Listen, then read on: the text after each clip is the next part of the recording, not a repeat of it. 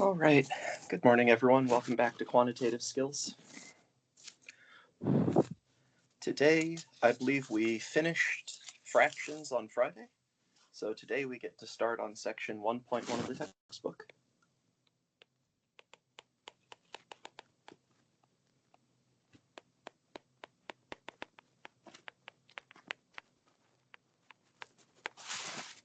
All right.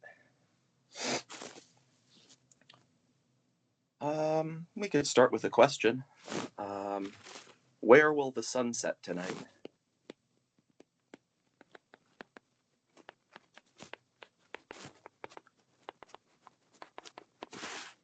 Will it set in the north, the east, the south, or the west? And sorry, go ahead.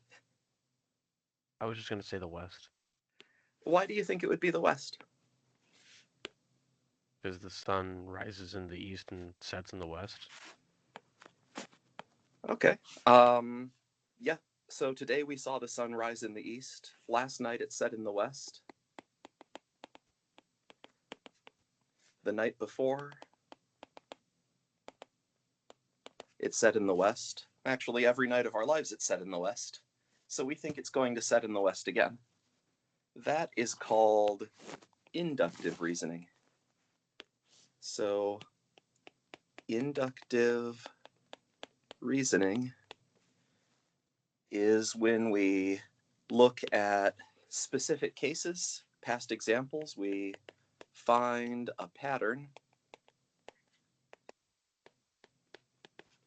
Oh, hello.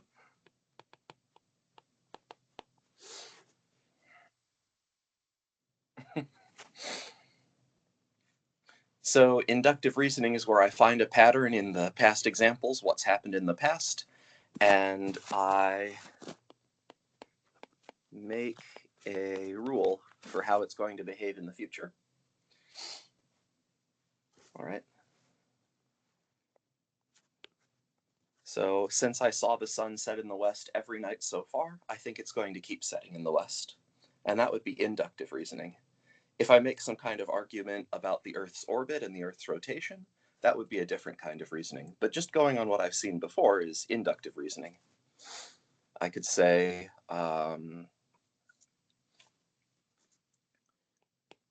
Ted lied to me on Friday, and then Ted lied on Saturday. That's just two examples, but, fool me twice, shame on you. I develop an idea that I cannot trust Ted. Right? So that's called inductive reasoning. I'm going from specific examples, specific observations, and I am identifying a pattern and assuming that pattern will continue. We have to be careful with this because this is also how people form prejudice and stereotypes. But inductive reasoning is a big part of our lives. So if I'm trying to drive to campus and I get to Hayes Mill Road, that's the one that goes up the hill by campus from the bypass onto Maple Street. And I notice heavy traffic Monday, 8 a.m. It turns out there's a school on Hayes Mill Road that all the parents are dropping off their kids. So I notice heavy traffic Monday, 8 a.m., Tuesday, 8 a.m., Wednesday, 8 a.m. And I start to think I see the pattern. I should avoid this road at 8 a.m. And it continues Thursday at 8, Friday at 8. And so I was right. I made this idea that at 8 a.m. Hayes Mill Road is going to be too heavy and I should take Park Street to campus instead. But then it's Saturday. If I just thought the traffic will be heavy every day at 8 a.m., then I'm going to be wrong on Saturday because school's out.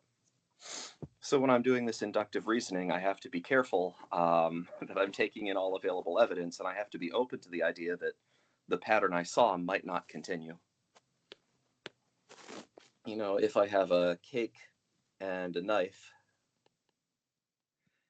if I don't make any cuts, I have one piece. If I can make just one straight line cut, I have two pieces. And if I make two cuts, I can get four pieces. So this pattern goes 1, 2, 4, something. What do you think might be the next number?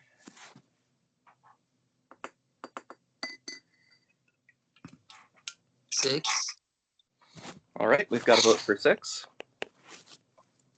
And you got that by saying, what, we added 2, so we'll probably add 2 again? Yes, sir. I want to know the most number of pieces I can make. Last time someone said, well, I multiplied by 2, and then I multiplied by 2 again, and so their vote was for 8. And it turns out the most number of pieces of cake I can get is to put a cut right here, and now I have 1, 2, 3, 4, 5, 6, 7 pieces. Turns out the next number in the sequence was 7. So just because it looks like something is going to happen doesn't always mean it does. Sorry for giving you a trick question there. In Europe, they have something called they had a phrase in the early modern times called black swan.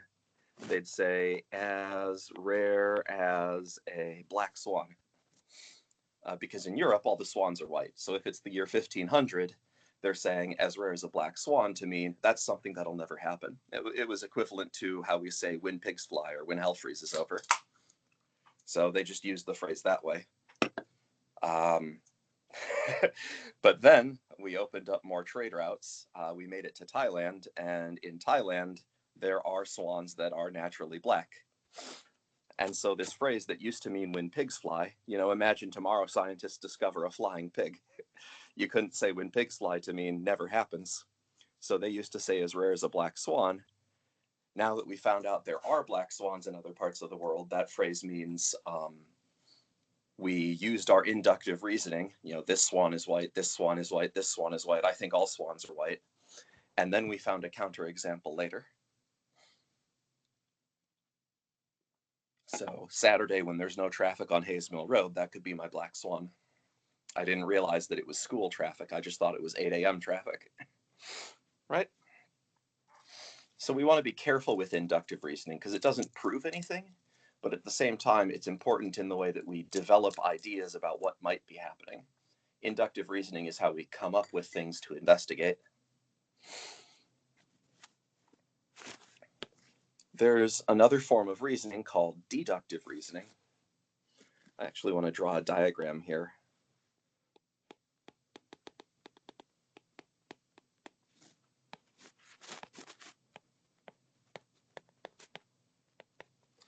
If I go from specific cases to a general rule, that's called inductive. If I go from a general rule to specific cases, that's called deductive. So the other form of reasoning we want to talk about today is deductive reasoning. Let's see, what's a good example? Deductive reasoning is when I start with a rule that always works. So for example, we learned a couple of weeks ago that numbers ending in 0 or 5 are divisible by 5, right? And we saw why that was true based on our base 10 place value system. So that's my general rule. And then I can do this deductive step.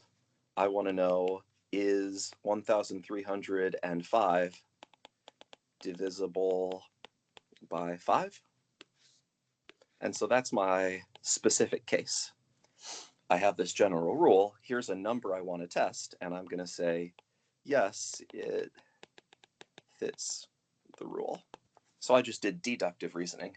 I took my general rule, and now I'm not going from cases to the rule. I'm going from the rule to the specific case.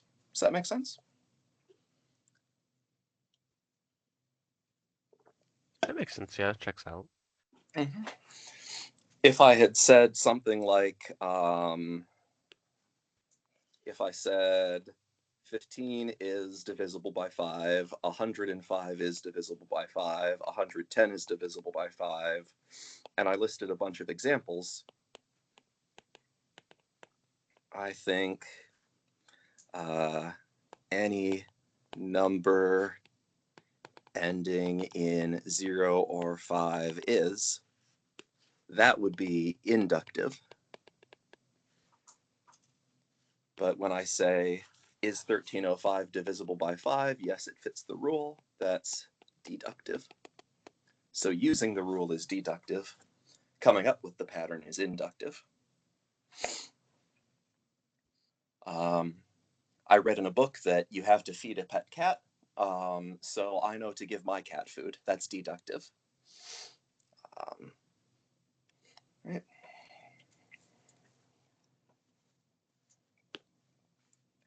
So maybe I could do some inductive reasoning. Here's how the mathematical process works.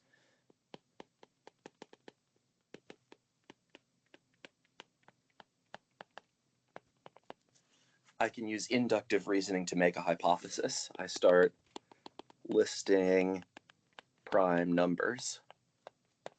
And I think, well, there's 3, 5, 7, 11, 19, 23. I think I skipped a couple, but that's okay. I'm just coming up with examples. 37, 101. What else is a prime number? 59. And I noticed something. These are all odd. So I see a pattern. Then inductive reasoning would lead me to believe all primes are odd. So now I have a hypothesis, right? Based on inductive reasoning, I have this idea that maybe all primes are odd. Unfortunately, then I run into a counterexample.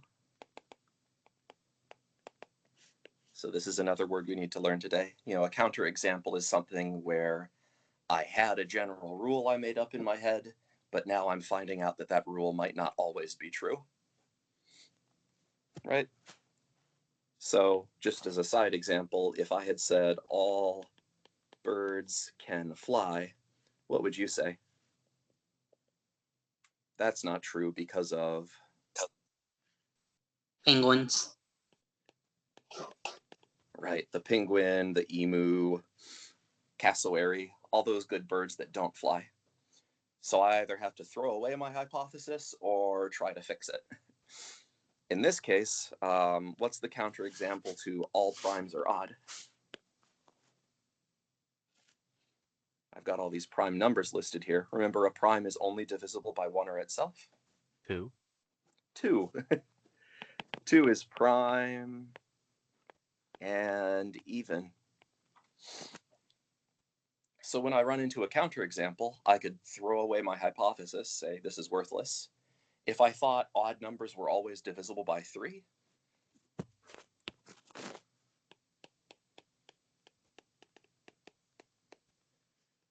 you could say, no, I've got a bunch of counterexamples. There's 5 and 7, there's 11 and 13. There are more odd numbers that aren't divisible by 3 than that are. So this hypothesis gets thrown away. For all birds can fly, maybe we have nuance. Maybe we can inject some nuance. The penguin can't fly, but all birds have an ancestor who can fly. And then scientists could try to prove that all these birds that don't fly anymore, they still have wings. Maybe those wings are there because they're vestigial, and we could find fossil penguins who still had the ability to fly. And that's what scientists ended up doing. With this one, all primes are odd. I can just make a little modification. 2 is the only counterexample I can think of. So we're just going to make a little modification. I think all primes except 2 are odd. And maybe that's all I need to do to get a working hypothesis. So some hypotheses are just garbage and we have to throw them away. No, odd numbers aren't more likely to be divisible by 3. And some need a lot of work, like maybe instead of saying all birds can fly, now I have to develop a theory of the ancestry of birds. But in math, sometimes you're really close, and the counterexample means you just need to do a little more work. Sometimes it doesn't. I want to show you how professional mathematicians would use deductive reasoning. So in math, we use inductive reasoning to come up with ideas, but we always prove our ideas with deductive reasoning. So we're going to do a deductive proof here. In a math class, in any math class that you take, they're only going to tell you formulas and facts and ideas that have been proven deductively. The way this works is we start with definitions, things that everyone can agree on. So prime means only factors are 1 and itself. And even means divisible by 2. 2 is a factor. And odd just means not even. So starting with those definitions, I want to try to demonstrate that all primes except 2 are odd. So right now that's my hypothesis. But in a minute, I'm going to use deductive reasoning. I'm going to start with just these definitions and deduce that it has to be true. And that's the same way that we did deduction up here, right? I had a rule, I applied it to a specific case, and then I said, yes, it's divisible by 5. So I want to use these definitions as rules and apply them to specific cases. I'm going to say something like this. Suppose n is greater than 2 is an even number. I want to show that n is not prime. If I can show that n is not prime, then every prime has to be odd, except for 2. So I take a number n greater than 2, and I say, since it's even, I can deduce that n is divisible by 2. 2 is a factor of n, because that's what it means to be even. If n is greater than 2, I can deduce that n is not equal to 2. If it's greater than 2, it can't be equal to 2. I know that 1 is a factor of every number, but specifically what I know now is that since 2 is a factor of n and 2 is not equal to n, I can use the definition of prime. A prime's only factors are 1 in itself, but n has 1, 2, and n as factors. So n is not prime. And we get what we wanted to show. If any number greater than 2 is even, it's not allowed to be prime.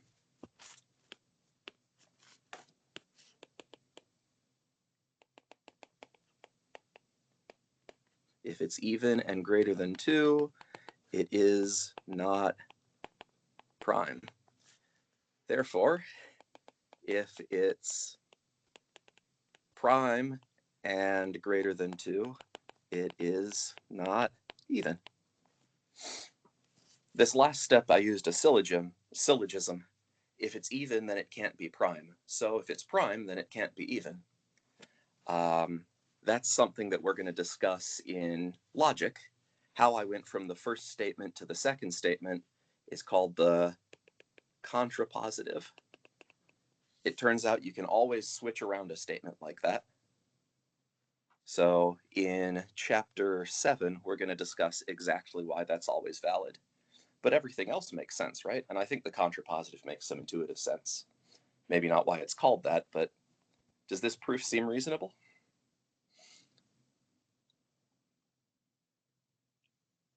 Yeah. So in math, I would say something like QED. That's Latin for quod erat demonstrandum, which means it has been shown. That has been demonstrated. In math, I can always do this process of deductive reasoning. We start with definitions,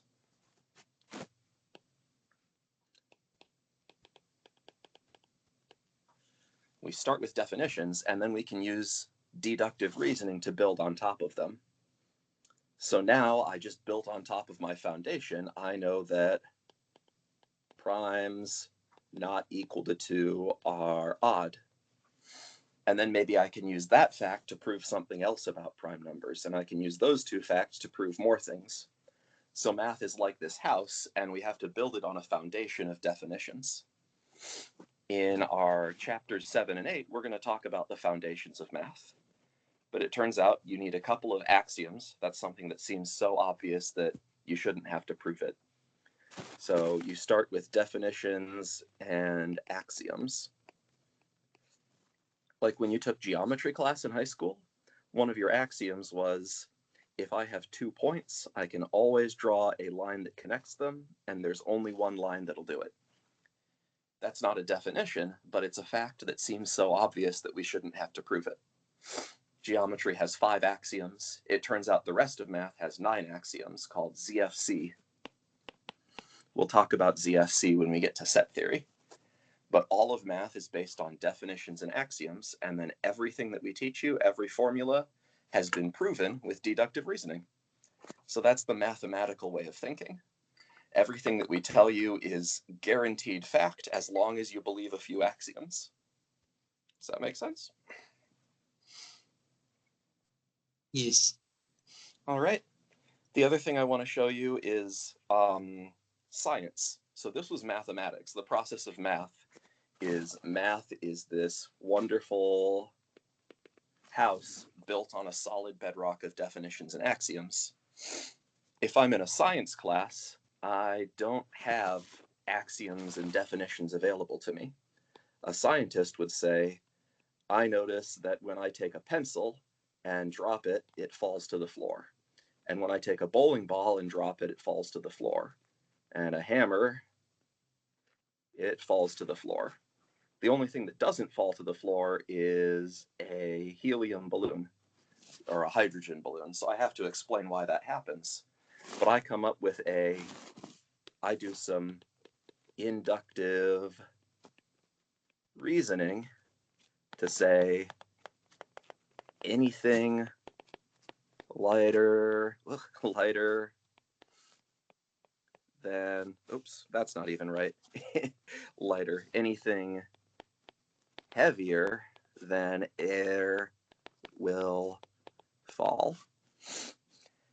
And we could even talk about exactly how fast it'll fall. This gravity, we call that the gravity hypothesis. And they could even make an equation something like negative 4.9 t squared as an equation for how far the hammer will fall in t seconds. So they call this hypothesis gravity. But the problem with science is that I don't have axioms that I can appeal to, and I don't have definitions. Like I can't say a hammer is defined as something that falls when you drop it, or anything like that.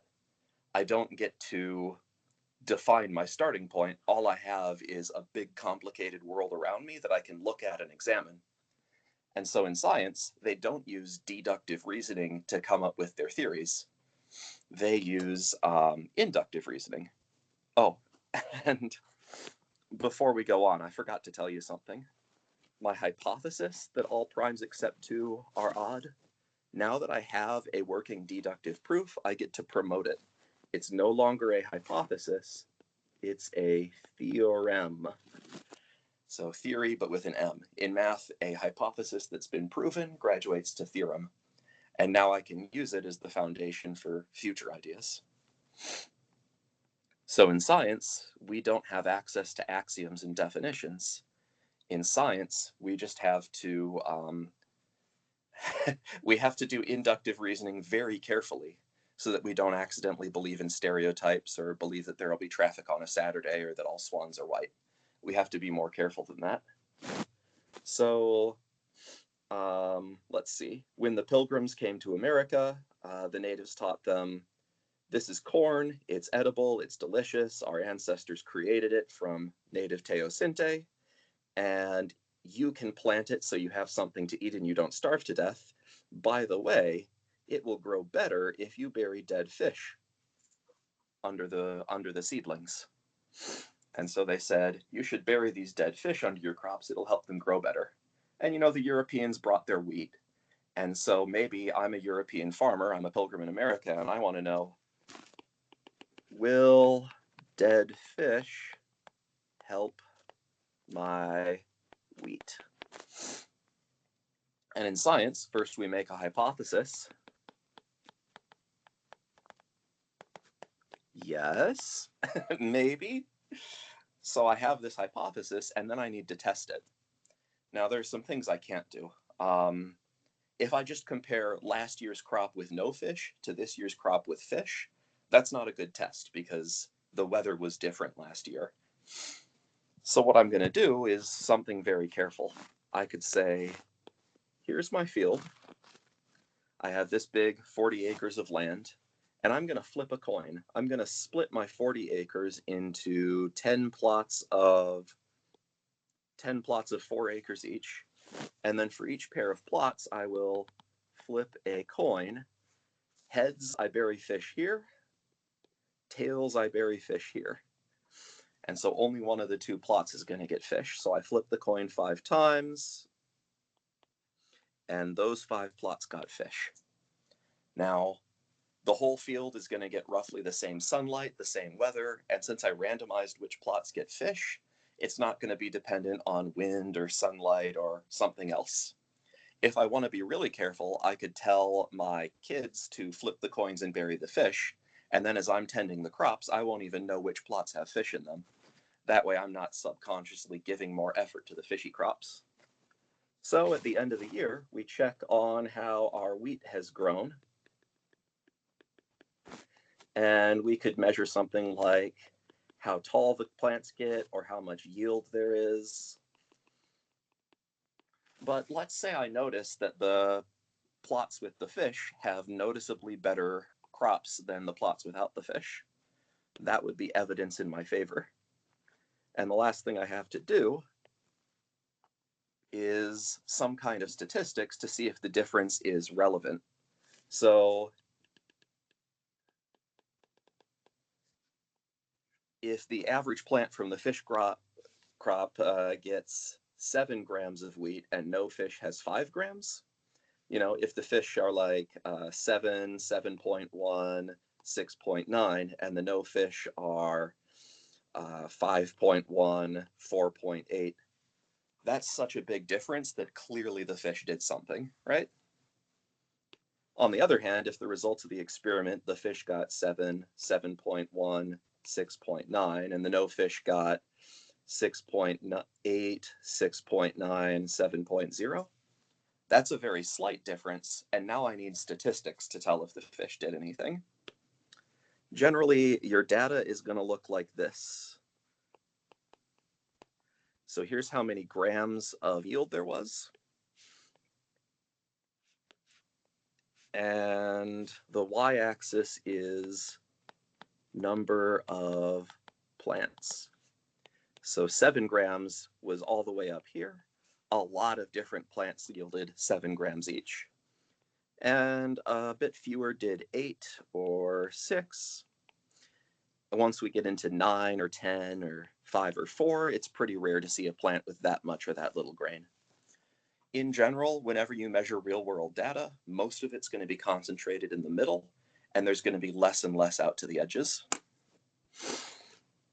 So you would have these 2 different graphs, fish versus no fish, and you'd have to plot them together. And then the mathematicians, the pilgrims didn't have access to this, but in the last 100 years, the mathematicians have given us formulas to try to tell, is that much difference significant? And so we have deductively proven mathematical formulas that can tell you what's the probability that the fish is actually doing something given the spread I see. And that's how a scientist would examine the claim that fish help crops grow. In the end, though, it's really just a very fancy form of inductive reasoning. Each plant is a specific case, And the fact that the fishy plants grew better than the non-fishy plants is inductive evidence that can lead me to turn my hypothesis. Once the formula says I'm 95% sure the fish helped, my hypothesis gets to graduate into a theory. So for example, if you want to sell a drug to lower blood pressure in the American market, you have to go to the FDA and prove to them, I've done 2 different statistical trials, I've done all the hard work of making sure those trials were fair, like the crop trial, and I got 95% certainty both times. And then the FDA will say, okay, then you are allowed to write on the packaging that this drug lowers blood pressure. Your hypothesis is graduated to a theory. So our best scientific theories, like gravity, have a lot more than 95% certainty because we've done so many different trials. But that's kind of the bare minimum where a scientist would say, I'm pretty sure this is true.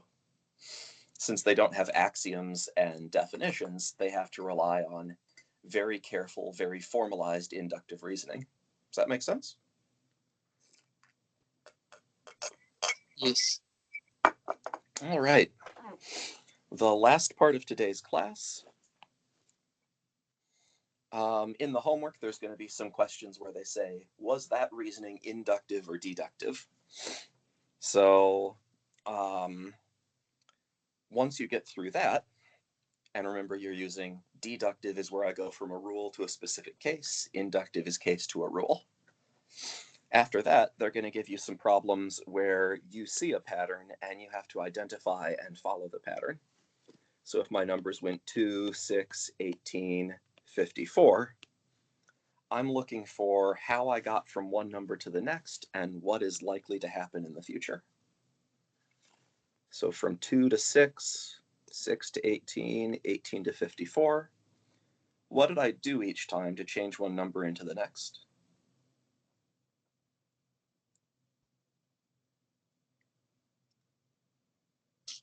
Times it by 3. That's what I see. 6 times 3 is 18. 18 times 3 is 54. And so I use my inductive reasoning to make a hypothesis. I think the teacher was multiplying by 3 every time they wrote these numbers. And then I could use deductive reasoning to apply that theory. That means the next number is 54 times 3, which is 162. So there's going to be some homework problems where they ask you to do that. If I'm multiplying by 3 every time, that's called proportional growth. Every number is 3 times bigger than the previous, so they have a proportion of 3. When you have a bank account, if you got 5% interest, your account is going to be 5% larger every year, 5% more than last year, and then 5% more than that, and then 5% more than that. That's an example of proportional growth. Here's another example of proportional growth. If 10 deer in a month can make 1 fawn, 1 baby deer, then 50 deer should make 5 fawns, right? The number of new babies is proportional to the number of adults we already had. That's proportional growth. And the deer population is going to look like this. When the population's low, the growth is slow, so it's not growing very quickly. As the population gets larger, the growth gets faster. So out here where the population is larger, the growth is also faster. Where the population's lower, the growth is slower. The other kind of growth is called linear growth. So we'll see a formula for proportional growth when we do bank accounts in Chapter 4 at the end of the semester. But right now we need to look at linear growth, and we're going to see a formula right now. So linear growth would be if I were doing something like 1, 4, 7, 10, 13, blank. And you can use your inductive reasoning to tell me what happened from one number to the next. We were adding 3, right? So now that my hypothesis is we add 3 each time, I made the hypothesis with inductive reasoning. Deduction says 13 plus 3 is 16, so that's the next number.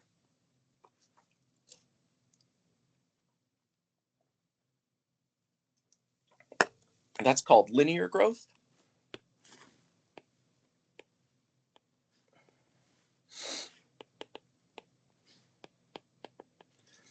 Because if I make a graph, let's say these are the first term, second, third, fourth, fifth, and sixth numbers.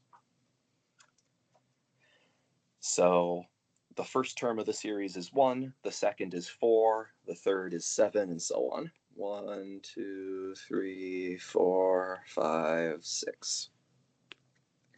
And now on the y-axis, I'm going to plot the actual values of the numbers. And I'll do 5, 10, 15. So here's the point 1, 1. It's 1 wide and 1 tall. For 2, I go up to 4. 3, I go up to 7. 4 goes up to 10. 5 goes up to 13. 6 goes up to 16. Well, the reason it's called linear is that this graph makes a straight line. The rate of growth is always the same. Every time I go 1 to the right, I go 3 up. So this could be something like, I'm going to solve 3 problems a day. I already had 1 problem solved before the semester started, and every day I'm going to solve 3 problems.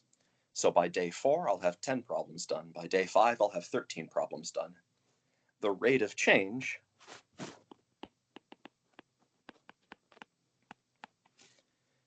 is the same as the slope, rise over run. You've seen this before? Rise over run? Yeah, for mx plus b. Yeah, for mx plus b. That's what we're going to do next. Over here, the rate of change is steady. The slope is always the same, and that's how we get a straight line. In proportional growth, the slope is the rate of change. A small number of deer make a small change, just 1 new baby, whereas a high number of deer, 50 deer, make 5 babies. So the slope is 5 times as steep when there's 5 times as many deer. That's the characteristic of proportional growth. The characteristic of linear growth is that the slope is always exactly the same throughout the whole graph. So, if this was my pattern, every day I'm going to solve 3 problems. I had 1 done by the first day. Every day after that, I'm going to solve 3. I might want to know, the semester is 30 days long. Oh, no, you're in a Monday, Wednesday, Friday. So you have 45 days of class. We might want to know how many will be done on day 45. The annoying way to solve the problem is we could count by 3s all day. 16, 19, 22, 25, 28, and we would eventually be able to get there. The nice way to solve this problem is to try to make a linear model. So this is the last thing we'll do today.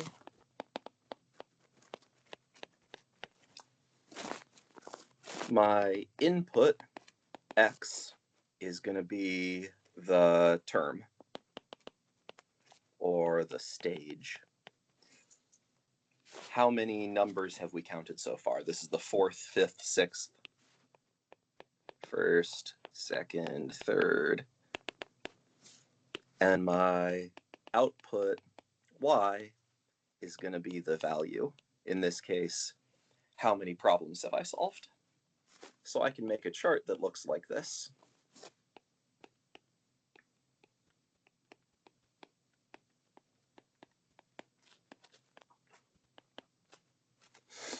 All right, we can make a table of our x and y values, and it would look something like this. A linear model has the equation y equals mx plus b, like you said a minute ago. So x is my input, y is my output. I also have these parameters,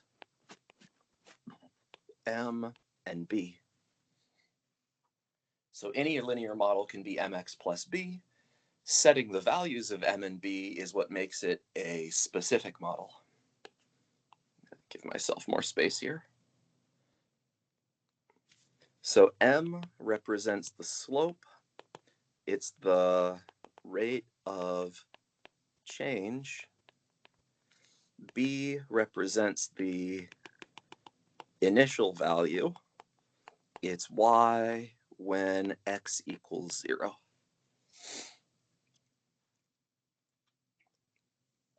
So M is going to tell us how fast this sequence is growing, and then B is going to adjust it so that it starts in the right place. So we need to find M and find B, and then we'll have our model. Here's how we find M. It's pretty simple. You just look at the rate of change. How fast is this growing? When x goes up by 1, y goes up by 3. If x goes up 1, y goes up 3. So the change in y divided by the change in x is 3.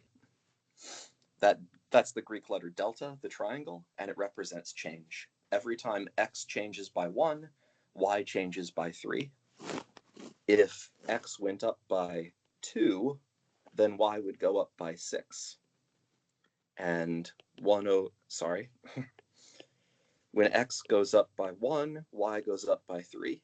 When x goes up by 2, y goes up by 6. When x goes up by 3, y goes up by 9. That ratio is always 3. 3 is the rate of change. You don't have to do all this fraction math to get your answer. All you have to do when you see this in the homework is say, how much does it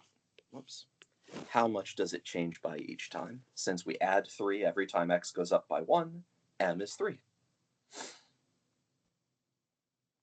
All right. So now we know y equals 3x plus b.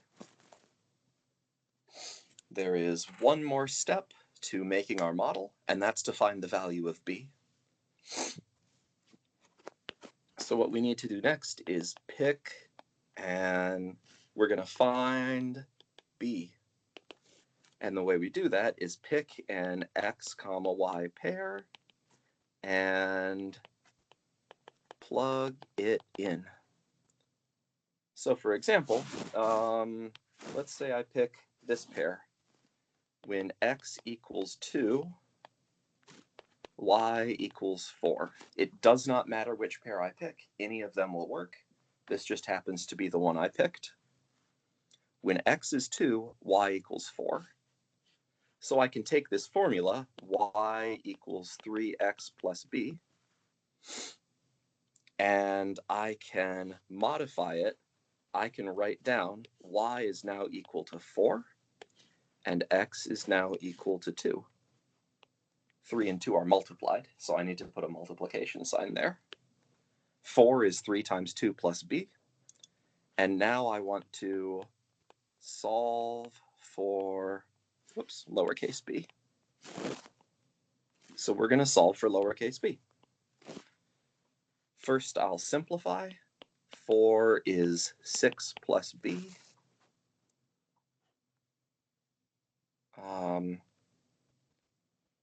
I'm just doing this so that it'll save the note. It looks like the app is about to crash, so I don't want to lose all of our work.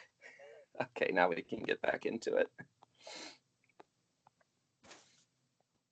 Oh, and what do you know?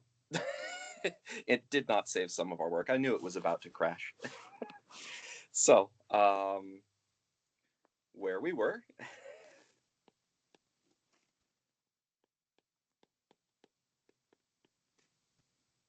1, 4, 7, 10, 13.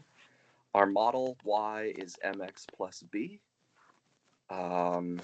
X is the input, y is the output. M is the rate of change. And so we said every time x goes up by 1, m goes up, y goes up by 3. And that tells us m is 3. Then we wrote y is 3x plus b. And we said I want to find the value of b, so I'm just going to pick some random xy pair, doesn't matter which one. When x is 2, y is 4. So I write y is 4, x is 2. 4 is 3 times 2 plus b. Right? I put in 2 for x and 4 for y. Now I have to solve the equation for b. Oops. Oh my! It all popped back in. Oh, what a mess. What a mess that is. That's unfortunate.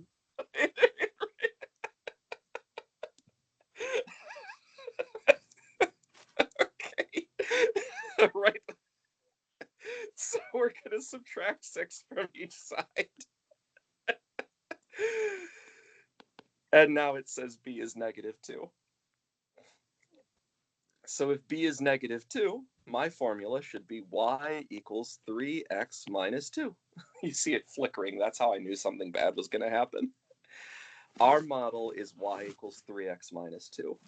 And again, our table looked like this. And we can double check. If I plug in x equals 4, I get y is 3 times 4 minus 2, and that's 10. If I put x equals 3, y is 3 times 3 minus 2, and that's 7. So this equation is predicting all the values we've found so far. Since we think the rate of change should be steady, and we used a formula that makes the rate of change steady, we think this will always predict the values. So now if I want to know day 45, I just put x is 45, and I write y is 3 times 45 minus 2, and I got, what's 3? 135 minus 2 is 133. By day 45, I'll have 133 problems complete. So this is an example again of linear growth. And that's how we turn a pattern that we see into an equation that we can use to make predictions. Does that make sense? Yes. All right, glad to hear it. Oh, one more thing. One more thing we can do with this formula. I don't remember if they ask you to do this in the homework, but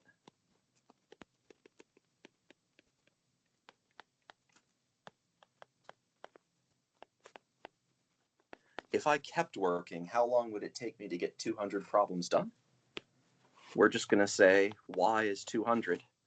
You know, the annoying way to get this answer would be to take this pattern and just keep counting by threes until I get to 200 and then see how many terms I counted.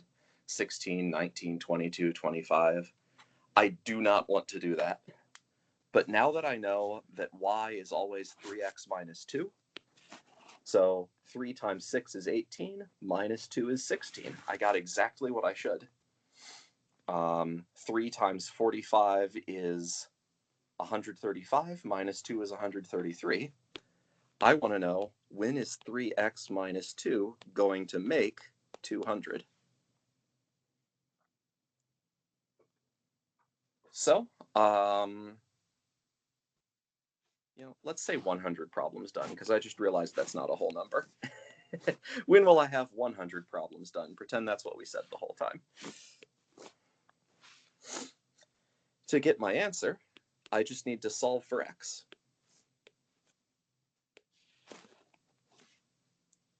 Oh boy, it's lagging pretty bad now. To get my answer, I just need to solve for x. So I'm going to add 2 to each side. 102 is 3x. And then I can divide both sides by 3, just like we talked about last time with algebra. If the scales are balanced and I add 2 pounds to each side, the scales stay balanced. 102 divided by 3 is 34. I will have exactly 100 problems done on day 34. So again, that's our linear growth model. They're going to ask you to do one of those in the homework. That'll be the toughest part of the homework. Everything else should be pretty simple. It's just following sequences and telling if something is inductive or deductive reasoning. All right, so that's everything I wanted to share with you today. I hope everyone's staying warm. Do y'all have any questions for me? Nope. Nope. All right. Well, thank you for coming. I'll see you back in person on Wednesday. Looks like the winter crisis is over. Y'all have a great rest of your day. Bye-bye. You too.